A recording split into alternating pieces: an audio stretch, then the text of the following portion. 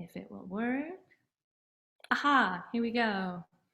Everybody see it okay? Can I get thumbs up? I always like the hand signals on the Zoom so that we know it's working. Awesome. Okay, so this is a still from that Cranky performance piece called World Woman at the beginning of this Cranky show. So Cranky, very briefly, is a type of storytelling that exists within this frame that is a two-dimensional scroll that you can crank across a screen and sort of tell a story over the top of. Sometimes there are accompanying musicians. It has a long history of being an art form, and so this is the format that I'm actually going to teach workshops on or about while I'm here. And I use this as my beginning image because I came across a quote recently from Carl Jung that says, "No noble, well-grown tree has ever disowned its dark roots." And so I am going to kind of show you some of my roots as an artist and where I come from. As I whisper to this flower, "Are you ready? Are you ready to go on a journey with me?" That's kind of how this performance starts. So I felt it would be suited to this talk. So I'm going to take you way, way, way back to my very beginnings of how I got into puppetry and performance. I had this very influential teacher in college that was like, "Emily, you're into all of these specific things, like alternate realities, like weird interactions with people where you're not really yourself, making tiny little things." And so in college, she motivated me to check out this puppetry community that Baltimore had going on. And I got involved and I started making these characters, these like roaming performance characters, so that I could interact with people that were strangers that I didn't know, but not be myself. And so this is the magical bag lady. And so I would go out and perform with her, just kind of like walking around Baltimore, interacting with whoever I met. And she had all these bags, and in the bags, she would sometimes have Easter eggs full of confetti or tissue paper flowers. And she would kind of just like linger and wait for somebody to do a good deed, and then she would like hand someone a tiny little trophy, or she would wait for someone to seem super distressed and then kind of run over and hand them this tissue paper flower, like, "Oh, don't worry about it, it's going to be fine." And this kind of started my interest in nonverbal performance. She's a silent character. People are oftentimes very confused about that because they want your character to talk, but at the same time, I feel like you accomplish more. People are able to relate more readily to a character that doesn't necessarily bring with it any kind of verbal history or I don't know. People are more easily ready to open up to kind of this anonymous person. And so she existed through many performance festivals and different things and taught me a lot about how to just interact with people in masked performance way. And then I had the opportunity while I was in school to travel abroad and get these different kind of perspectives and understand the idea of puppetry or mask performance or dance through a more ceremonial base and traditional base history. And so in places that are not the Western world, I feel like, while I was in school learning about puppetry, I ran into a lot of people that were like, "Oh, puppets are for kids."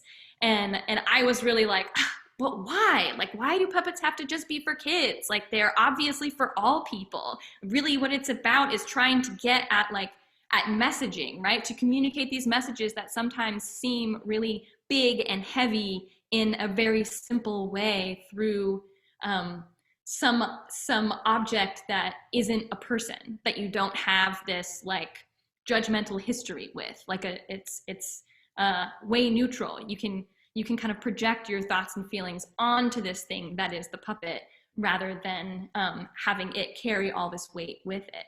And so I had this wonderful opportunity to study under a traditional shadow puppet maker while I was in Indonesia, and I also learned a lot about nonverbal communication because we could not speak the same language. And so he taught me the whole time through thumbs ups and pointing and kind of just like grunting for more or less. And in that process, we kind of figured out each other's physical languages and were able to create this replica of a puppet that is part of the Mahabharata tradition. And this is like a lesser character. And so as an apprentice, I basically got to learn the ins and outs of making this one character and got to attend a couple of puppet shows that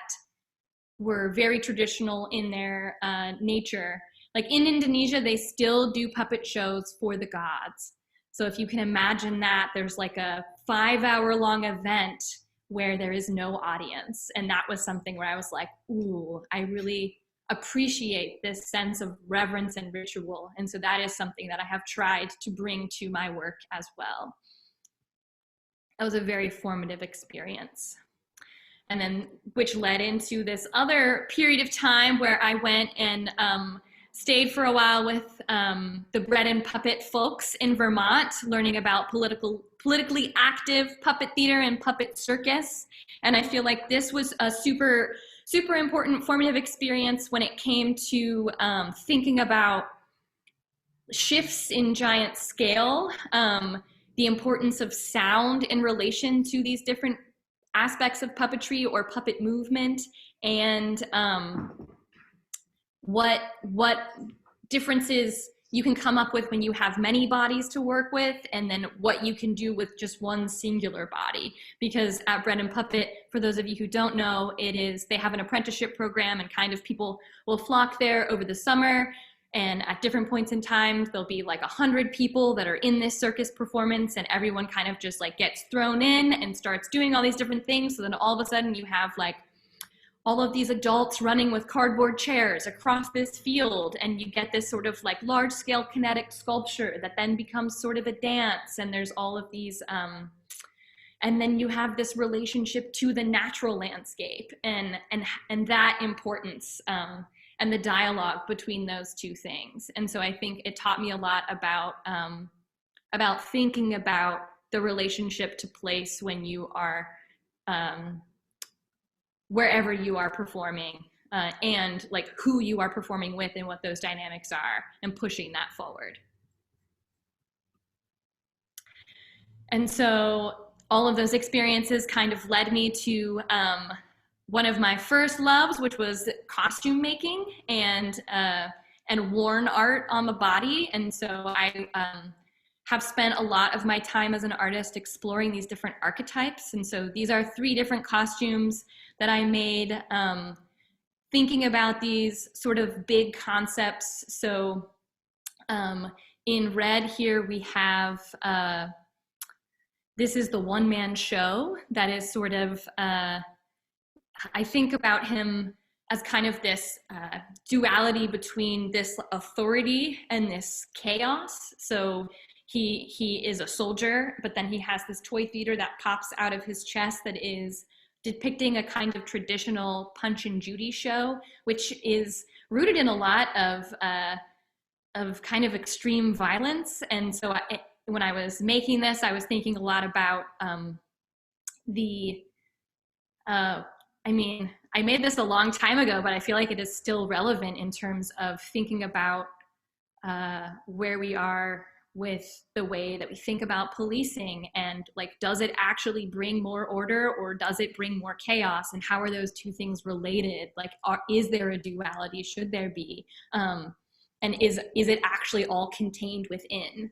And then we have this character that is the mass of humanity. I spent a long time in my life thinking about the they, like who is they that we always refer to. And it was important to me that this mass, this like overpopulation bubble full of sheeple that just follow what everyone says, doesn't actually have a face themselves.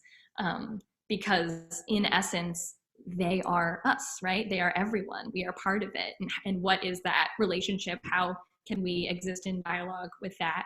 And then this third one, Bird Woman, came about. I was looking at a lot of Victorian era costumes and was very interested in this bustle concept. And so she, to me, represents this relationship between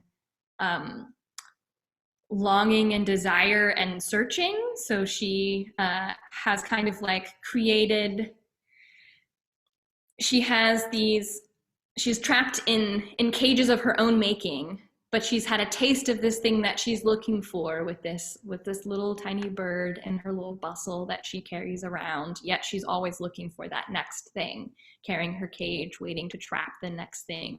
But then will it really be what she's looking for if it's trapped in the end?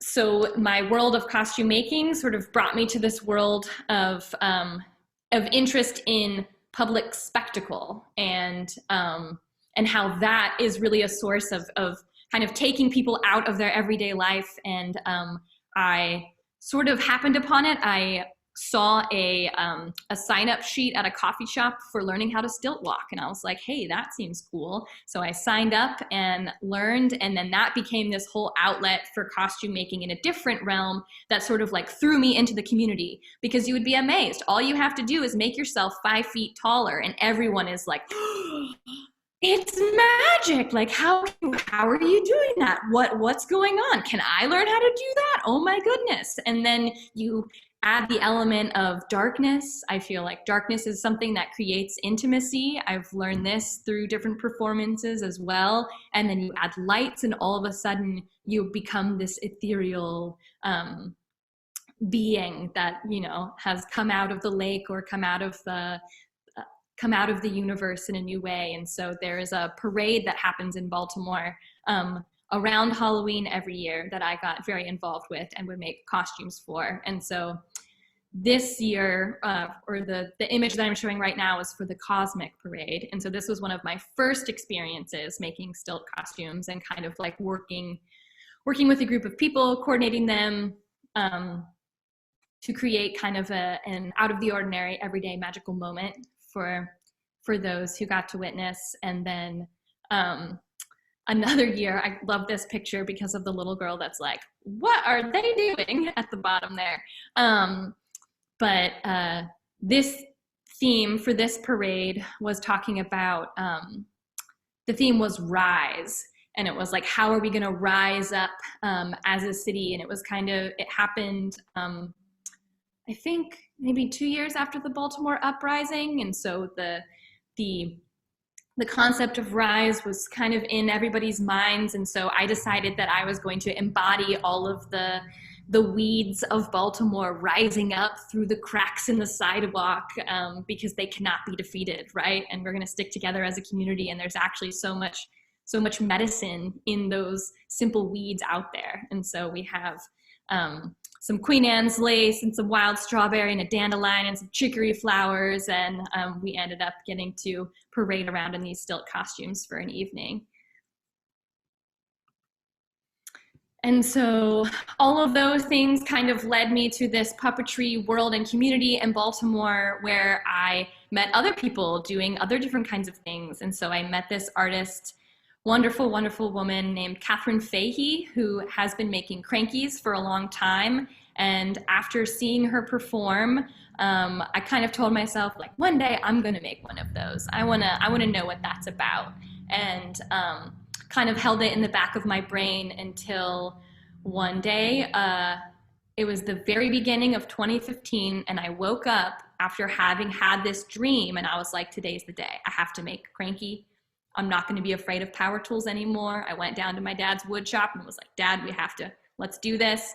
And we made a Cranky Box, and I kind of like blew through this. Like, I made it in a very short amount of time. And this piece is called Heart Splinters. And the story is basically, I had the dream in visuals. And so I just translated it into cut paper. I was interested, I had never really used cut paper before or worked with it, but I was interested, I've always loved it. Like I've used X-Acto knives to cut out paper dolls since I was very young, and thought that it would be a very meditative thing to do in the winter because it was early January. And so the story is about the heart of the world becoming too full to contain itself. And so it explodes, and the pieces land all over the world, and splinters of it landed in every human. And when we feel super connected to different places or beings, it is that little bit of the world's heart coming alive again, like coming aflame. And then some of that energy gets kind of sent back to the earth's core where the heart is growing yet again. And so it's this sort of story of cyclical love and rejuvenation. And at the time I was kind of like, I don't know where this is coming from. Like, I just feel like I have to make this thing. And that led me to realize that sometimes you just have to make it and you find out what it means way later. And so about a year later, I realized that that was me processing this, this like hard moment that I had in a personal relationship, but that also still feels like one of the most relevant stories that I am able to tell. And that led me on this journey of cranky making, because once you make one, you're like, oh my gosh, now there's this whole new world opened up. I must make more. And so that was kind of in the back of my brain. Meanwhile, I was, you live a very multifaceted life as an artist. So I had found my way to Alaska to learn how to farm organically. And everyone's like, Alaska? You picked Alaska to farm? And why? Because I didn't know if I was going to like it. So I picked a place where there was a really short season so that I wouldn't have to like overcommit, right? I was like, I don't know. Fell in love with it, but also while I was learning how to farm, was still interested in puppets. And so I made this little guy from birch burls. He's the burly man, and he existed alone for a while, but he was kind of an experiment in found object marionette making. And eventually over time, we're talking like, half a decade, he found himself with this whole little stage and this whole little burlesque show with these fun little squirrel companions. And he sings his little song about being a scientific anomaly and palling around with his squirrel friends.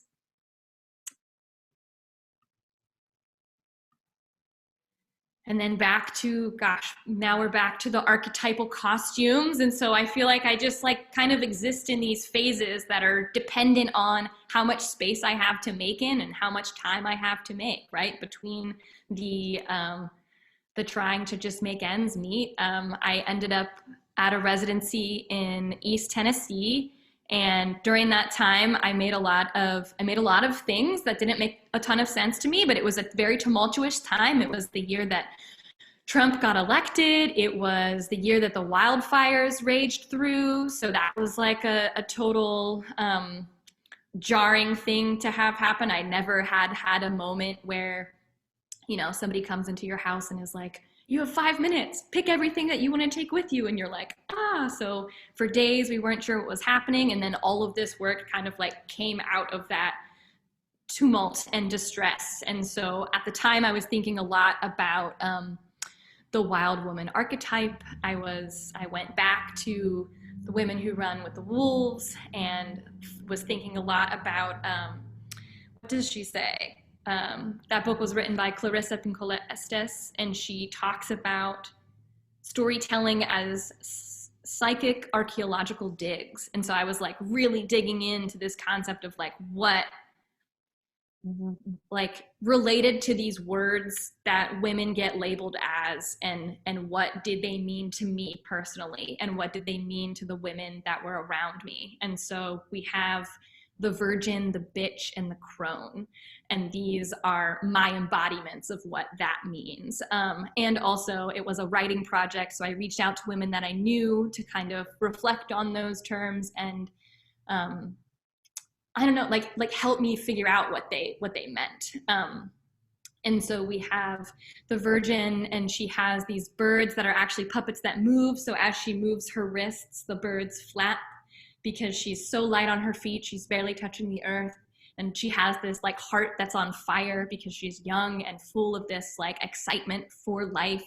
And then you have kind of the rough and tumble bitch that has these like wolfy vibes. They're these like multi-masks that you can put on and then delayer as you choose, because that's your protection. And you've got the snakes, because snakes are always this like symbol that gets associated back to the Garden of Eden.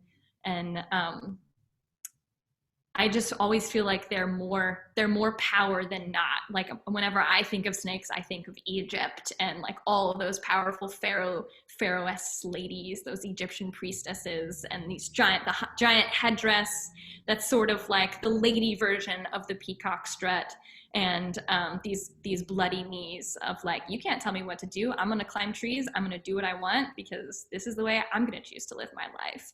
And then you have this beautiful wise woman, and so she has this tiered skirt where the bottom is like the wisdom of the land, with all of these medicinal herbs and plants that she's come to know only over time. And then there are these the second tier is the different stages of your life, from girlhood to sagehood, and all of the lessons that you have to learn along the way. And then at the top are kind of all of these like animal symbols, or animals that kind of come up in literature as associated with that wisdom. Like you have the coyote trickster and the owl, and she's got these hands, sort of the hands of knowledge, caressing her around her shoulders, and then this beautiful headdress that is sort of reminiscent of the sun and the moon. And then during that same period of time, I made this show that is a traveling show on a cart. And so in this show, I play a character. For whatever reason, in a lot of puppet shows that I have made, I play a man with a mustache, and I don't really know what that means yet. I haven't super delved into it, but I really like kind of messing with the gender norm and just being like, yeah, I'm not really going to change my voice, but I'm going to put a mustache on, and it makes me feel more in character. Mustache and a hat, and I'm ready to go. And so I play this character called Cornelius the Collector. He is an eschatologist, RO, and an eschatologist is someone who is concerned with the end times and the last day of days. And RO stands for realistic optimist. And so he takes his cart and he wheels it around and performs this show to kind of convince people of his philosophy of realistic optimism, because after all, that's really all you can be these days, is a realistic optimist. We don't have many other choice. And so he is all about the idea of resisting the gloom, because there's so much negativity, there's so much to be down about in the world, but we can choose to be realistically optimistic.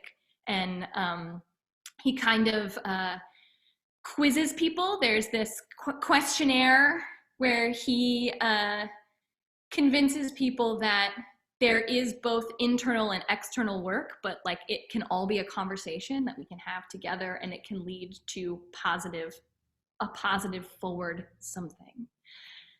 And so this was a very interesting show to roll around the city of Gatlinburg, Tennessee that I was living in at the time, because it was also in some ways a social experiment, because I said words like capitalism, and I said words like,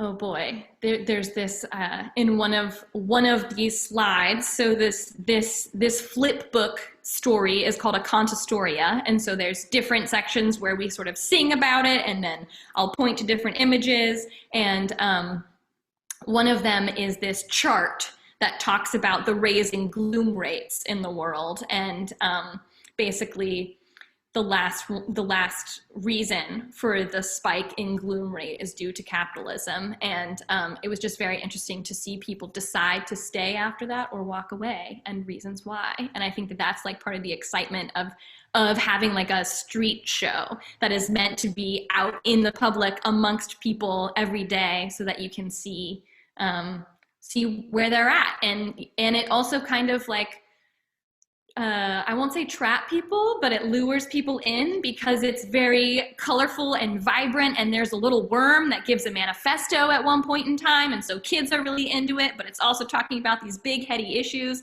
And I feel like that's kind of where I thrived the most, where it's like, how do we talk about big stuff, but how do we do it with like a smile and with lots of color and make it lots of fun so that people are engaged and want to see what happens next.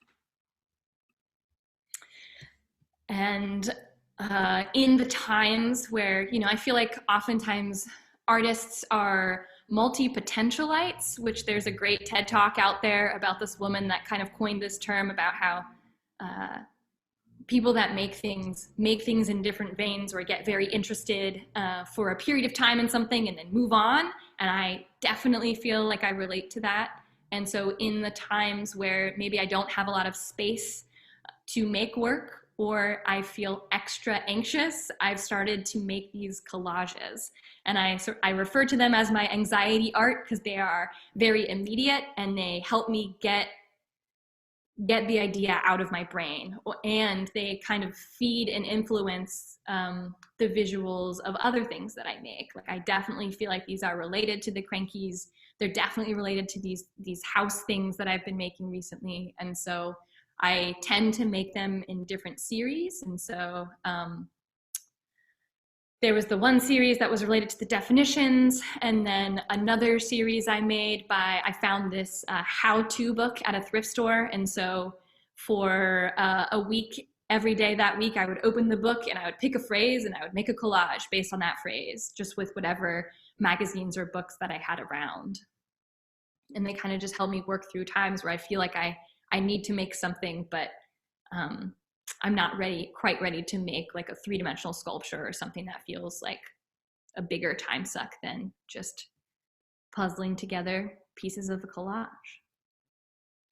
And so here are stills from the World Woman Cranky. This, so every year in Baltimore I think it's been going on for, I want to say like 8 years now, but for the past 3 years, I guess I won't count this past year because we did have to cancel due to pandemic things. I have helped co-host and put on a Cranky festival. And so these are events that have started to pop up kind of around the country. There's one that happens in Portland now that is put on by a woman whose name is Sue Truman. And so basically it is kind of like a cabaret night where different Cranky artists come and put on their shows, and then there's usually like a musical act that helps transition between each piece. And so this piece was made for the Baltimore Cranky Festival in 2018, and at the time I was kind of hearkening back to that the old woman archetype, that like sage woman, this world woman, and this like kind of thinking about Mother Nature and Mother Nature personified and who that is. I had read this book called If Women Rose Rooted that was super inspiring, and so this Cranky kind of came out of that. And it starts with this flower between the mountains that blooms, and the mountains pull away to that image that we had at the beginning with the roots coming down, and then that sort of leads the scroll. And so I collaborated with a friend of mine to help me puppeteer. So that's something that is always part of the equation is for these Crankies, you can crank, but you can't always crank and puppet at the same time. Sometimes there's just things that you can't do because you only have 2 hands. And so I had a puppeteer friend help me, and then I also had a musician friend of mine help work through different sounds. And so there was like a lot of different elements. We had a saw, we had chimes, we had a rain stick going in the background, and then beautiful violin music kind of creating this soundscape in the back. And the story is kind of a call to action about, you know, this woman works around the clock, tirelessly trying to stitch the world back together in the places that it's been worn, and she enlists the help of her non-human allies, and she learns lessons from all of them along the way. And then at the end, there is this like call out to us to take up action in becoming an ally as well. And so this, there is a little bit of a call and response, chorus and refrain. There's some singing. I always try and have the audience interact in some way. And so this was my first experiment as trying to get the audience to sing with me. And it actually is super, super beautiful and wonderful to get a whole room of people singing with you. And so this little mushroom man kind of whispers into my ear, asking if people will join in. And surprisingly enough, people always do. And it's just such a wonderful way to build and like feel the community. More collages. These are more recent. These are just based out of pandemic anxiety. I was thinking a lot about like turtles traveling with their homes on their backs as a way to be safe yet move through this like new world that we're existing in. And the other collage I think I titled like "And the World Still Goes Round," like thinking about all the things that were still happening while I felt so stuck in place and so in my own head with stuff going on. And then these kind of started popping up where I've always been interested in making these little tiny hands. And so, and my background is in textiles. And so I kind of randomly decided I was going to start an indigo dye vat. And then this is what came out of it, because I dyed some fabric and was like, okay, I'm going to make something. And then another cranky for a cranky festival. This one, took a different vibe. I was really interested in trying to churn the Cranky Box into a machine that actually like churned something out of it, trying to think about the different mechanisms of cranks. And so there's this funnel at the top that in the very beginning we're mad scientists, and I get this little turkey baster out and I sort of squeeze a drop into the funnel, and it travels down and starts the turning of this machine that kind of talks about feeling lost in place and what that means. And then we get to where I have been now, and the hands show up again in these small house shrines. I feel like during this whole past year has just felt like such a time warp in some ways. Like it feels like so much happened and then also not a whole lot happened. But I started making these tiny spaces early on. I found this woman who had a basement full of cigar boxes that she was getting rid of. And so I went and picked some up and decided I was going to start making these tiny spaces. And I think that they helped me mentally escape my tiny little studio space, the 2 rooms that I felt like I existed in during the pandemic. And I feel like these are especially related to the collages in the visuals, and how these like sort of found object disparate parts come together to create this, I don't know, it also harkens back to, as a little girl, I would play with doll houses. I had a doll house. I was very adamant to have a log cabin doll house at one period of time. And so recently I've gone back home and sort of sorted through all of my tiny miniature things and picked the objects that I felt spoke to me to kind of incorporate them into these small places and spaces.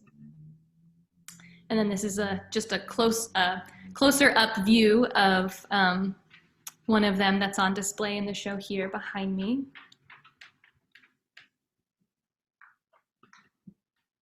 And then as an artist, you always have other stuff going on. And so this was something that I just recently started making was, my dad made me this beautiful flower press not that long ago, and I started just making these colorful mandalas out of pressed flowers. And I'm not yet sure how they factor in or relate, but they feel like the collage in terms of their immediacy. And I'm really, really digging just like the vibrant brightness in coming out of this sort of dark time and space that we've been in. And here we are, the Blackfish, my Resist the Gloom mascot, has been made into a puppet. And so he's been traveling with me across the country to come to Alaska. You can see him on my Instagram at Schubert Emily in different places, kind of traveling with me as I go. And he's actually the host of some virtual puppet slams. The Black Cherry Puppet Theater in Baltimore hosts these short form cabaret nights of like short puppetry acts and musical performance. And so Blobfish has become the host during the pandemic. And I really appreciate him as my Resist the Gloom mascot, because there's so much gloom out there these days that it's a good reminder to have something to sort of rally against that dread. And so my original plan for this residency was to drive. I was really hoping and dreaming of driving the Alcan, and sort of in September, I had the opportunity to go on a trip to Maine, where I visited Quoddy Head State Park, which is like the easternmost point of the continental US. And so I had this like very poetic imagining dream of driving then to the westernmost point, and then lo and behold, pandemic, no access to Canada, tried and failed. And so I had to fly here the rest of the way. But this is kind of where my thinking has been at in terms of, I've been thinking a lot about this in-between space, like where I am at personally, feeling very stuck in between, like what is okay now? Like I've been vaccinated, but is it okay to go places and meet up with people? Like where are we at in terms of level of comfort? Thinking about liminality, this in between. I was looking up the definition of what liminal meant, and it's like almost at a threshold. We're like almost there. We're at this point where we're almost ready to maybe open up again, or maybe return to normal. Maybe, like, what is normal now? Thinking about all of these, and sort of this thing that has happened to us as a society, where we are being moved to one end or the other, right? Like there's less, it feels like there's less inhabiting of this middle space purposefully, where people are like trying to have the hard conversations and interact with those with opposing views. Like things are very polarized. And so I was very interested in driving through the middle too, because I feel like I've mostly existed on coasts, and they have a very different feeling to them than the center of the country and the people that live there in these rural spaces. And I'm interested in what's going on there because it's not my lived experience. And I feel like that is like where the exchange is most needed, and like where I'm at in terms of trying to figure out what is a story for now. That's a big question that I have at this residency, is like, I wrote down, what is the kind of story needed right now? Is it about survival or persistence or collaboration? And who am I with my specific perspective, privileges, and hangups to tell it? And so I think that is definitely what I'm hoping to explore during my time here at Bunnell. And also thinking about like what does it mean to be in right relationship with this natural environment, but also what does it mean to be in right relationship with other people, and especially others whom it seems harder to reach with the way that I, because of my experience or because of the things that I'm thinking about or have been exposed to. And so I guess we'll see. I'm still exploring shadows, and I have recently gotten really into these different kinds of tissue paper and color. Like, I have been very limited with my exploration of color and cut paper in Cranky format, and so that's something that I'm looking to explore a little bit more while I'm here. I've been really interested in like symbols of pandemics, and came across in Japan, there are these spirit entities called yokai, and one in particular called a Mabier is this weird duck mermaid creature that like appears out of the ocean when a pandemic is about to happen, and is supposed to be like a harbinger of safety. And so during times of sickness, she first started popping up like during an early cholera epidemic. People would post pictures of her around so that if you saw her picture, you would be protected or be safe from this sickness. And during this time, there has kind of been a resurgence of like furry mascots and stuff popping up of Mabier specifically during the pandemic. And then thinking about this other form of puppetry that I kind of recently discovered, I have a friend who is Japanese, who I was kind of talking to about yokai and these different concepts, and I came across this obscure form of puppetry called Dogu Gayeshi that is a series of sliding screens. And so as the story unfolds, these screens kind of open and close and reveal new spaces. And I feel like it's a really beautiful way to sort of bridge time space. And I feel like it could interplay with the mechanism of Cranky really beautifully. And so I'm interested in maybe incorporating something that is sort of similar yet different, kind of a new take on a very, very, very old tradition. And so and then another thing that I have been thinking about is this other type of theater that happens in Brazil called Teatro Lambalambe, which is like a individualized show. I think that theater is something that has been hit super hard during the pandemic. I have a lot of friends in that world, and it's a hard thing to do right now. And so most people have switched over to this video format, but it's just not the same. Those of us who are live performers, like, you don't get the same kind of energy from the people witnessing it or watching it. And I think that I am really interested in this idea of creating a very intimate, small, like singular one-on-one interaction, to at least have it still be live in some way. And so I've been watching a lot of videos and looking into that, and I'm hoping to potentially incorporate that somehow. I'm not sure if that relates to the Cranky or what yet, but these are things that I've been thinking about working on while I've been here. And I believe that is the end of my slides talk. So I know that was a lot of information. And thank you all for being here. And I would love to open it up for any kind of questions if we're ready for that. Thank you, Emily. That was just a magnificent talk. My whole family enjoyed it. And yeah, I think it would be wonderful if anybody has questions for Emily. A great time to hear.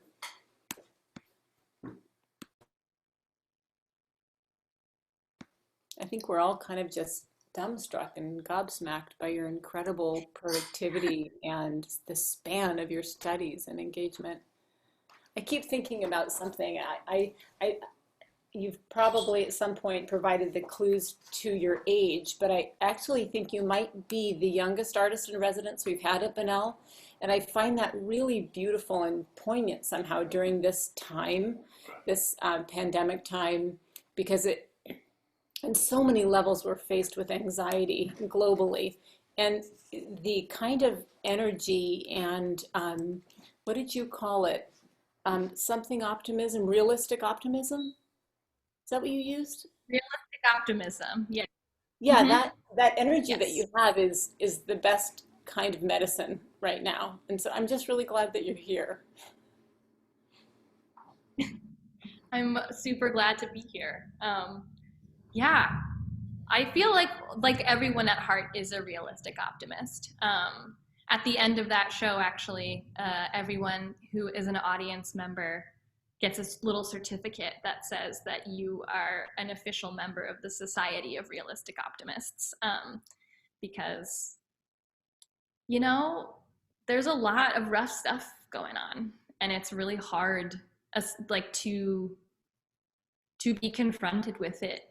It's like a deluge, right? It's just like over and over and over, and it doesn't seem to be getting any better, especially with, like we think that we're through something, and then there's another mass shooting, or there's another, everyone's talking about the fourth wave, and it's like, where do we catch a break? And so I think that anything that you can do or be a part of that sort of takes you out of that, like, super bogged down reality is worth it, and even, I feel so grateful that Zoom exists, yet also not, because I cannot wait until we're back in person. But at least, like, in these spaces, we can still have those conversations and, like, be inspired and, like, see new things that we can eventually go try. Like, I am, I've only been here for like 4 days, and I, like, already have a driftwood collection that I'm like, how am I gonna get this back to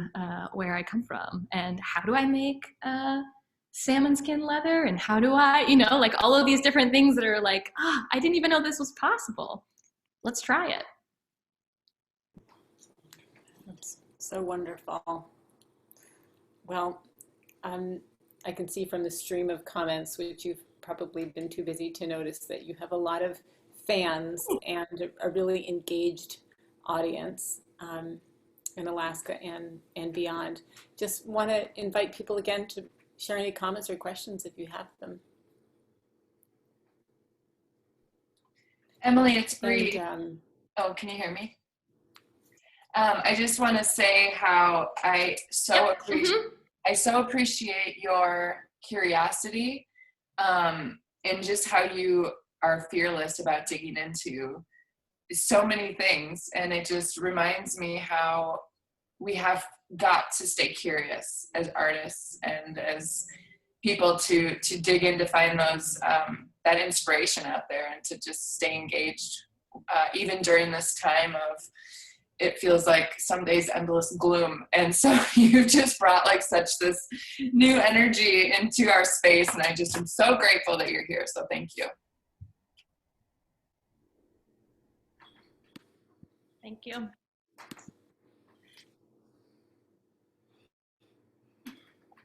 Elise? well, go ahead, Melise. Yeah, I'm just flabbergasted at how you're able to funnel and focus your thoughts. I mean, it's one thing to have them, it's another thing to make stuff that really expresses them, and you don't seem like you get caught up with knowing what it's going to be before you start. And you're so fluid and robust, and you're like this fire hydrant. You just come out so much. It's like, wow. I will say, perhaps it, I don't know. It's one of those things where maybe it looks easier than it is, because I definitely don't always. It feels very jumbled sometimes, and I think that that's why there are all these different veins, and, like, this opportunity is really lovely, because I get to put all of these things that, when I talk to people, like, about what I make, like, out of this context, they're like, but, like, I don't get it. You make collages and puppets and I'm like, yeah, well, I don't know. Like, it just feels like it has to come out. So then it does in that way. And it does, like, if you look at them now, like, it's so cool to see them all in this space, because I'm like, oh, they're totally related. Like, I can see how every single one of these, like, leads into the other, and, like, they have a conversation going on, and that feels important and cool. But it is hard to explain. Like, I think that is the space that I still feel most lost as a maker, is that it's kind of, and even the world of puppetry, because I am not the kind of puppeteer that, like, has voices for my puppets. Like, I I use them as a vehicle to tell this story, and sometimes the narration voice is my own and sometimes it's nonverbal, but like I don't feel comfortable in that like I'm not, I don't know, sometimes it's hard to be like not like Sesame Street, but kind of, you know, like Blobfish is kind of like that, but not exactly. And so it is this, it's like another in between, and I've been thinking about that a lot too in relation to my thinking about the in between. Is like I often feel like I fall in between these different like relegated sections, and so what does that mean, or how can I have conversations about that make other people feel more comfortable about that in between space? And then you know, that like jumps off to different realms of being like, isn't that what most like religion is talking about? Like you follow this like center path, you try and find this balance, you like try and just like be in this center space. And with all the arguments and all of the like dichotomies, the answer, like I don't have a lot of answers, I mostly have questions, but like when you feel closest to an answer, it's in the in between, right? Like it's never over here or over there, it's always like somewhere in the middle.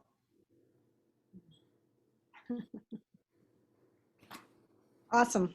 Thank you. Thank you so much, Emily. Thanks for being here.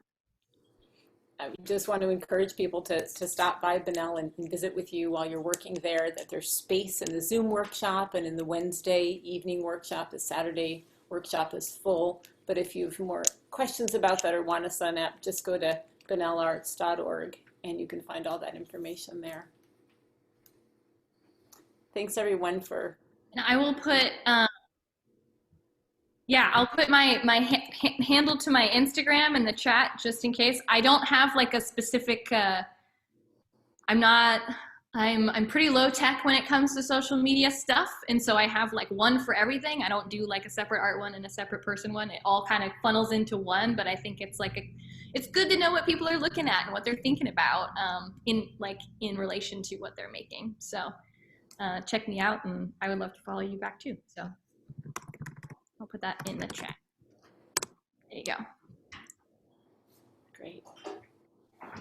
Thanks so much, everybody. Thank you, Emily. That was just outstanding.